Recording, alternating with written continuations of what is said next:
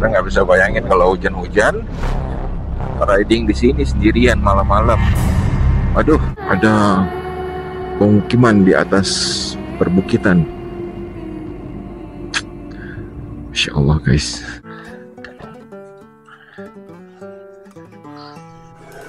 Oke, let's go to Ketambe. Pulang ke tren. Alhamdulillah. Di perjalanan seperti ini, satu hal yang harus dijaga, sikap tahu diri.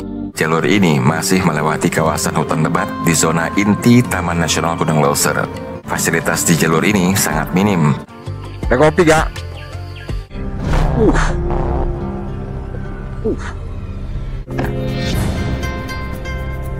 Oh, malam ini ada? Cukup. Tanong gayo megah di kau sedang emas.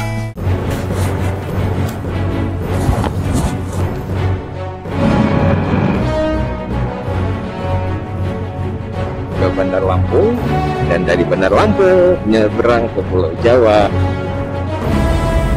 Halo, selamat pagi semua. Keren banget ya.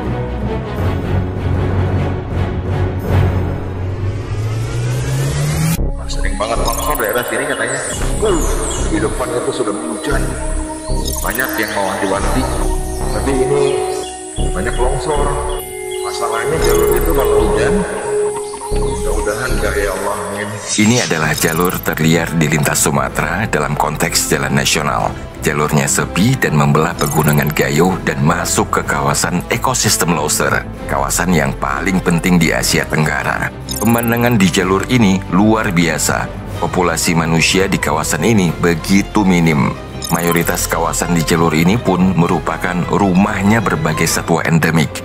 Semuanya dimulai ketika tadi pagi saya berangkat dari Takengon menembus jalur di punggungan Pulau Sumatera agar bisa sampai sore ini di Ketambe, sebuah kawasan konservasi. Coba kalian nonton serunya bagian awal jalur ini di video sebelumnya. Linknya ada di sini. Yang suka bisa subscribe, kalau enggak kalian bisa skip, oke?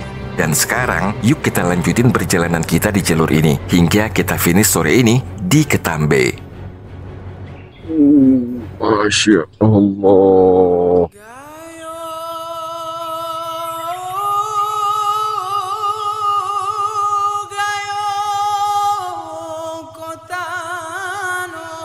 Ini adalah suatu spot di Kecamatan Pantan Cuaca. Tenang dan damai banget.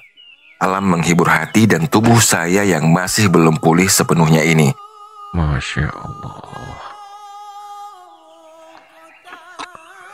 Masya Allah.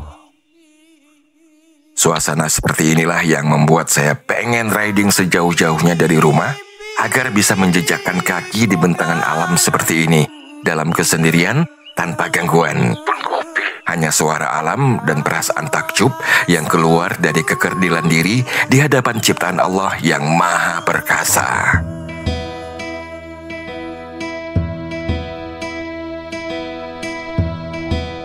Tanong gayo ngamur bahabatangan kayu mas. Sayang di kau nasibmu. Masya Allah. Cakep banget.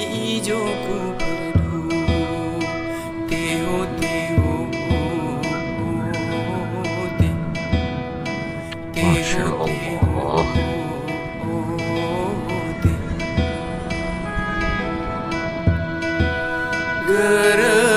Di antara perbukitan terjal Gayo, saya riding dari Kecamatan Pantan Cuaca ini menuju full stop hari ini di Ketambe. Jalur pada segmen ini membentang pada ketinggian lebih dari 1000 meter. Ini adalah jalan nasional yang jadi nadi utama penghubung Aceh Tengah dan Gayo Luwes. Melewati hutan lebat, jurang dalam, serta kabut yang sering menutup pandangan dalam hitungan menit. Tapi saat lewat di sini, saya nggak ketemu kabut. Katanya pagi atau sore baru jalurnya berkabut. Masya Allah.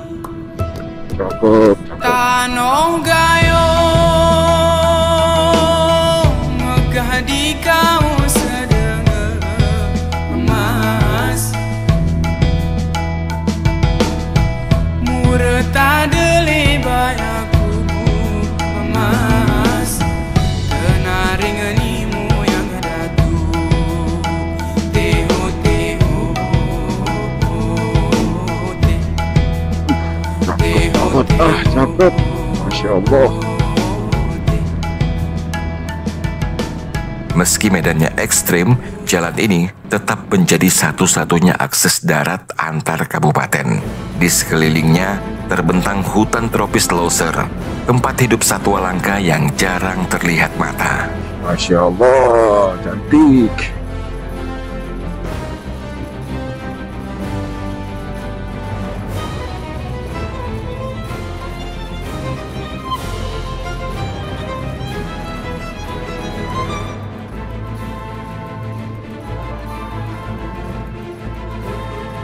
Masya Allah.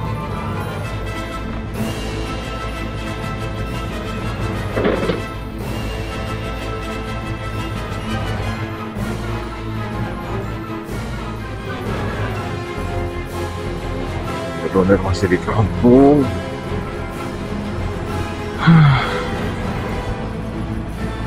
Alhamdulillah ya Allah. Setengah jam lagi kita sampai ke Belang Kejeren ya.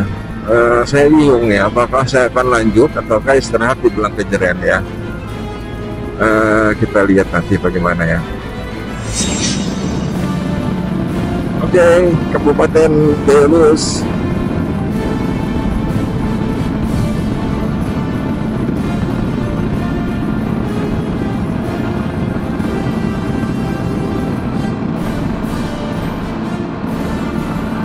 Bekal.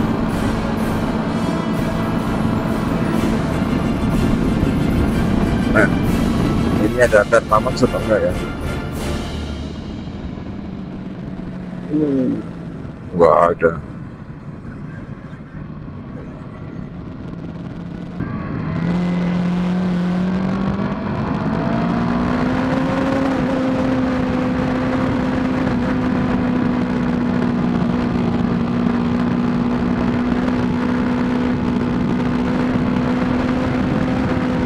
Oke, selamat datang di Belang Kejeren. Alhamdulillah. Belang Kejeren adalah kota kecil yang terletak di dataran tinggi Gayo dengan suhu sejuk dan dikelilingi pegunungan serta hutan. Kawasan ini termasuk zona penyangga Taman Nasional Gunung Loser yang kaya keanekaragaman hayati. Penduduknya mayoritas suku Gayo dengan budaya khas termasuk tari saman juga berasal dari Gayo Luwes ini. Belang Kejeren juga dikenal sebagai pusat pelestarian tarian tersebut. Selain budaya, wilayah ini menghasilkan kopi Arabica berkualitas ekspor. Populasi penduduk di kota ini relatif kecil, bro. Oke guys, Belang Kejeren guys.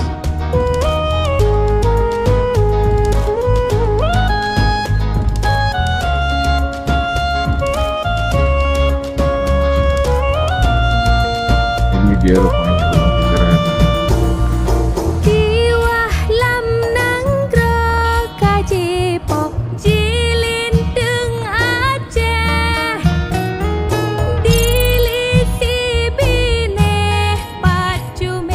Mampir sebentar di Indomaret Belang Kejeren.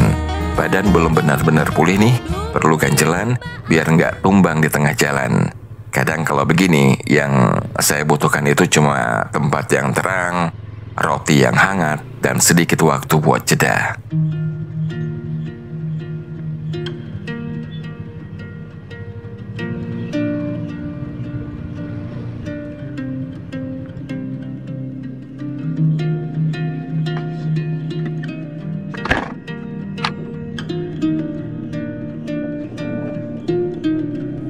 Oke, kita sampai di Indomaret. Kita mau restock semuanya ya. Apa yang ada kita restock. Bismillah.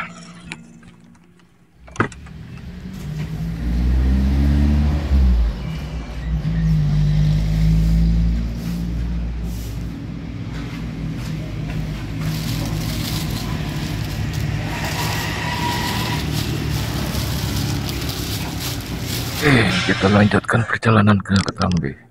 Bismillah. Sekalian juga isi bensin di belang kejeren ini, sebab antara Takengon dan Ketambe cuma di sini yang ada SPBU. Tadi sih udah di Takengon, tapi lebih aman. Tambah lagi ya di sini ya, isi lagi bensin di belang kejeren ini buat jaga-jaga kalau ada apa-apa di jalur selanjutnya. Oke, sekarang kita mau refill bensin dulu ya. Mudah-mudahan ada jual Pertamax. Oh, ada itu Pertamax. Mudah-mudahan Pertamaxnya ada ya.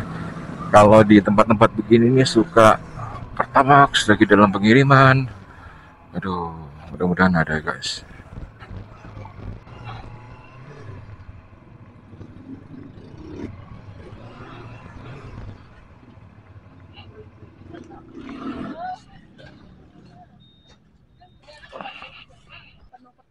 Pertamax.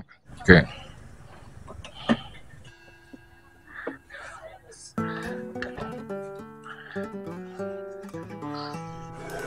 Oke, let's go to Ketambe. Bismillahirrahmanirrahim. Ya Allah, mudah-mudahan di Ketambe nggak hujan ya jalurnya, amin ya Allah. Mudahkan perjalanan kami ya Allah.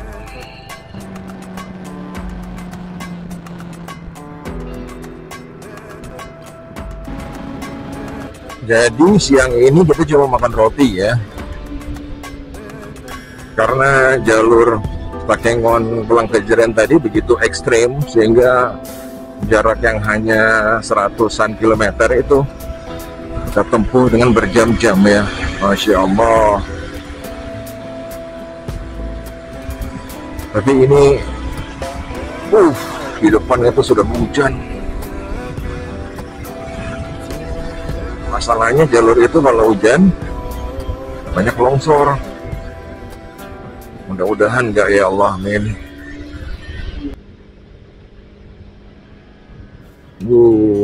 Cakep. Cakep deh kalau ambil footage dari situ. Katanya kata si abang yang jualan di Indomaret tadi, dari Belang Kejeren ke Ketambe itu ya sekitar 2,5 jam ya. Yang perlu diwaspadai adalah longsor kalau hujan. Terus jalannya nggak se ekstrim tadi, hanya di Ketambe nanti ya, mendekati Ketambe yang baru nanjaknya gimana. Tuh, pas longsor semua ya. Ya Allah. Tadi ada pengendara motor yang lewat, dia sudah pakai jas hujan. Itu kasih kode keras ke kita bahwa di depan hujan. Mudah-mudahan ketemu perkampungan nanti kita berhenti pakai jas hujan. Nah ini longsor nih kalau hujan, ngeri. Bismillahirrahmanirrahim. Langit di depan mulai memutih, artinya hujan sudah kelihatan turun di cakrawala di depan. Tuh kan, pakai jas hujan.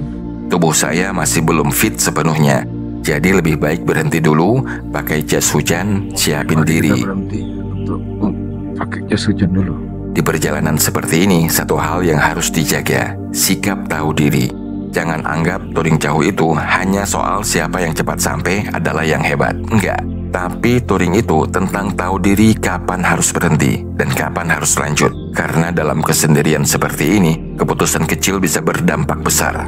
Kita harus ngeh kapan tubuh kasih sinyal, bahkan tanpa sinyal pun kita harus paham, tubuh harus dikelola. Perjalanan sampai ke rumah masih terlalu panjang soalnya.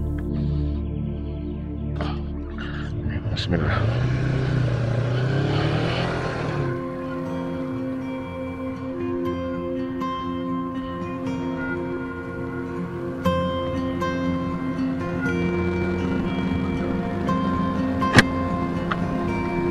Oke, kalau ada hujan minimal kita udah siap. Kalau nggak hujan ya paling tidak kita nggak dingin amat ya. Sebagaimana jalur yang sudah kita lintasi di belakang tadi, jalur ini masih melewati kawasan hutan lebat di zona inti Taman Nasional Gunung Leuser. Jalannya beraspal tapi sempit, dengan masih banyak tanjakan, turunan, dan tikungan tajam. Tapi pemandangan juga masih sangat indah bro. Masih sangat sepi, minim sinyal, dan rawan satwa liar atau longsor. Fasilitas hampir nggak ada ya, sehingga penting banget untuk bawa bekal cukup dan tetap fokus penuh. Cocok kalau kalian lintasi pagi atau siang hari, dan sangat menuntut kesiapan fisik serta mental, terutama saat solo touring.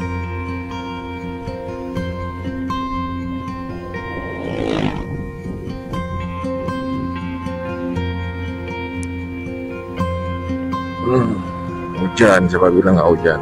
Setelah masuk jalur dari Blangkejeren ini menuju Lawe Jernih, hujan pun turun di tengah kawasan ini guys. Jalan licin tapi pemandangannya masih sangat luar biasa. Di situasi seperti ini yang dibutuhkan cuma satu hal, kepala yang tenang.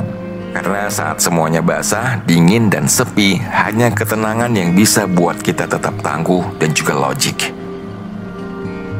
Kawasan konservasi Taman Nasional Gunung Loser. Oh, ini Gunung Loser guys. Gerbang perbatasan Taman Nasional Loser ini menjadi tanda bahwa perjalanan berubah dari jalur umum menjadi jalur yang melewati kawasan konservasi yang sangat dilindungi. Sini nggak hujan lagi. Letaknya strategis, tepat saat jalur mulai memisahkan daratan penduduk dan memasuki hutan primer Loser yang rapat.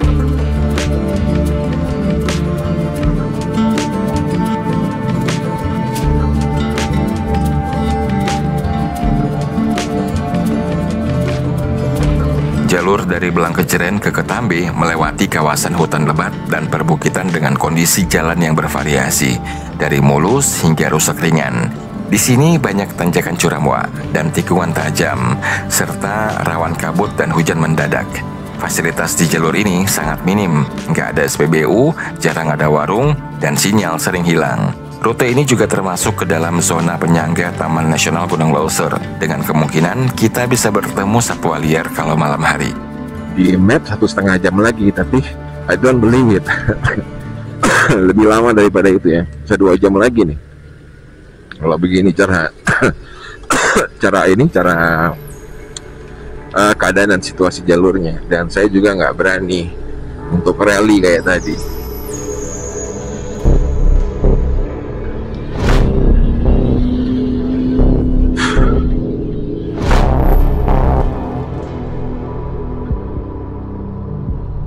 Oh, sudah mulai cerah cuacanya. Semoga kita mengarah ke area yang cerah itu. Amin.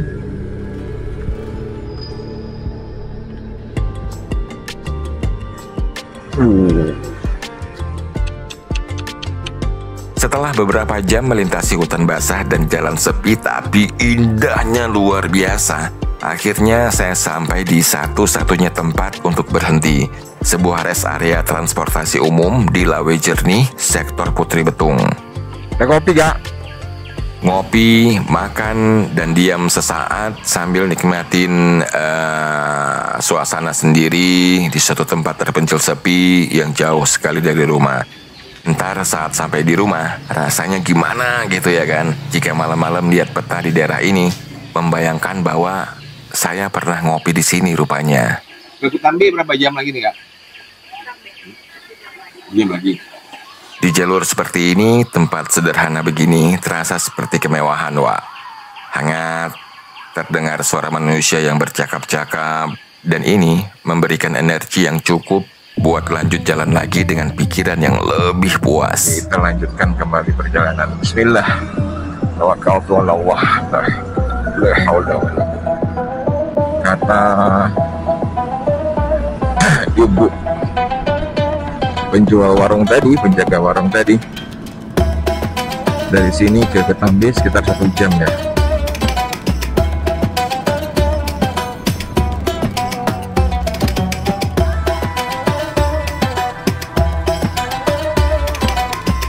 Wih.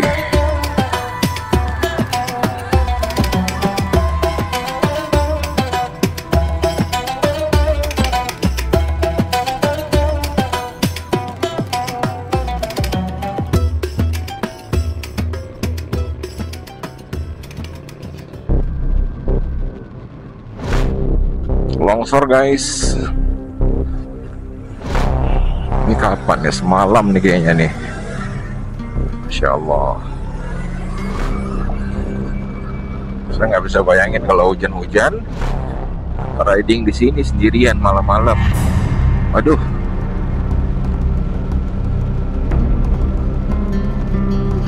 Sering banget longsor daerah sini katanya. Banyak yang mau wanti-wanti.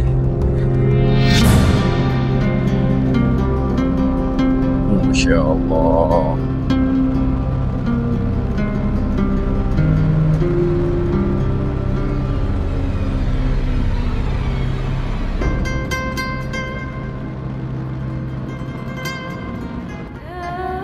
Ada pemukiman di atas perbukitan. Masya Allah guys, hebat kali ah.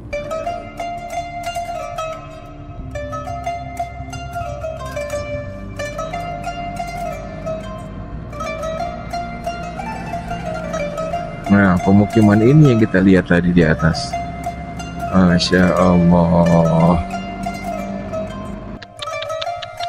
Masya Allah, cantik banget. Cakep kali kawasan ini. Masya Allah. Cakep amat nih. Ya Allah. Enak banget yang tinggal di sini. Cakep kali guys. Masya Allah. Dari tadi saya ngomongnya cakep-cakep terus, memang iya cakep. Mau gimana coba? Apapun yang saya komentarin cakep semua nih. Ya Allah. Terus longsor semua guys. Udah mulai memasuki Ketambe. Jadi begini jalannya katanya. Hutan lagi bro. Hati-hati, jalan aplas dan menyempit. Alright baby.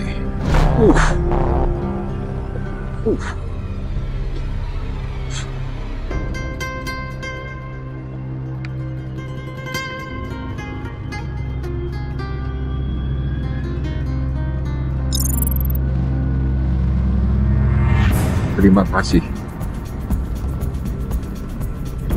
Udah di Ketambe nih. Kita udah sampai di Ketambe nih sebenarnya.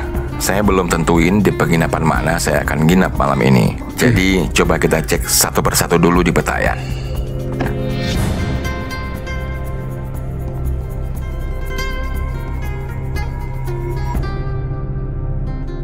Kayaknya nyari-nyari penginapannya ntar aja deh. Bagusnya awak nyari minuman hangat dulu ya.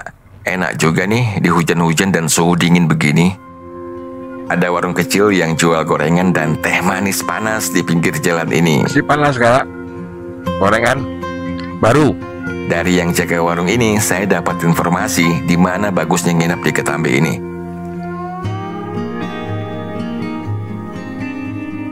Jadi setelah perut hangat dan berisi sedikit makanan, kita lanjut jalan menuju penginapan yang direkomendasikan penjaga warung tadi.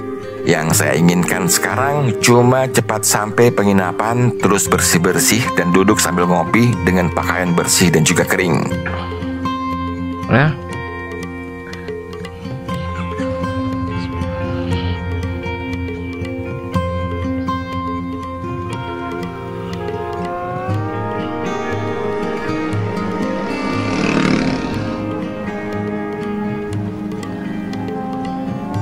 Oke, Thousand Hills. Masuk kemari ya.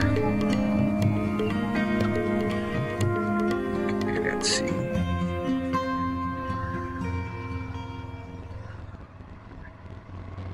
Akhirnya saya sampai di penginapan yang jaraknya gak jauh dari warung tadi. Namanya penginapan Thousand Hills. Is it the place or not? Awalnya ragu, bener nggak ya? Soalnya sepi sekali dari tanda-tanda adanya orang yang menghuni penginapan ini. Oke, kita sampai di Thousand Hills, katanya di sini. Tapi saya tidak melihat ada aktivitas orang ya. Oke, kita cek dulu. Tapi setelah beberapa saat saya tunggu, ada bapak-bapak yang keluar dari penginapan ini. Ya, benar. Ini admin penginapannya. Ini Thousand Hills atau bukan? Oh, malam ini ada? Penginapan ini terletak di samping hutan guys. Bahkan sebenarnya udah masuk ke dalam hutan. Di sampingnya langsung sungai deras. Oke, sudah sampai di penginapan Thousand Hills di Ketambe. Seperti ini penginapannya, salah satu kamarnya. Memang kawasan ini sebenarnya kawasan wisata hutan Taman Nasional Gunung Leuser. Jadi nggak heran jika yang dijual di sini adalah alamnya. Di episode berikutnya akan saya kasih tahu banyak soal penginapan ini. Jangan lupa subscribe ya.